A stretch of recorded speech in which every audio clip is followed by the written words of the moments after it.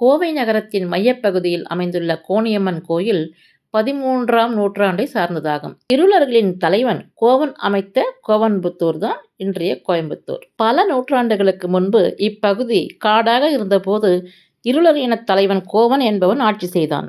அப்பகுதியில் பஞ்சம் ஏற்பட்ட போது கோவன் ஒரு கல்லை தெய்வமாக பாவித்து வழிபட்டு மக்களின் துயரை போக்கினான். இப்பகுதியை ஆண்ட இருளர் இன மக்கள் அம்மனை குலதெய்வமாக ஏற்று வழிபட்டு வந்தனர். பிற்காலத்தில் சேர மன்னர்களின் படையெடுப்பிலிருந்து மக்களை காக்க இளங்கோசர் காலத்தில் கோட்டை எழுப்பப்பட்டு அம்மன் காவல் தெய்வமாக நிலைநிறுத்தப்பட்டாள்.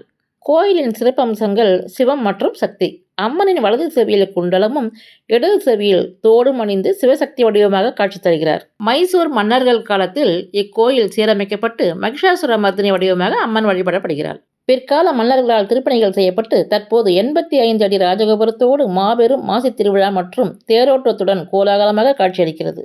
அந்த ஊரை காத்தருளிய அம்மன் கோணியம்மன் என்று போற்றப்படுகிறாள். கோணியம்மன் கோயிலில் திருஷ்டி கழிக்க மற்றும் துஷ்ட சக்திகள் நீங்க கருமிளகு கலந்த படிகாரக்கல் உப்பு தூவும் வழக்கம் பக்தர்களிடையே பிரசித்தம். மேலும் மாசி மாத தேரோட்டம் மற்றும் ஆடி மாத ஊஞ்சல் உற்சவம் ஆகியவை மிக சிறப்பாக கொண்டாடப்படுகின்றன.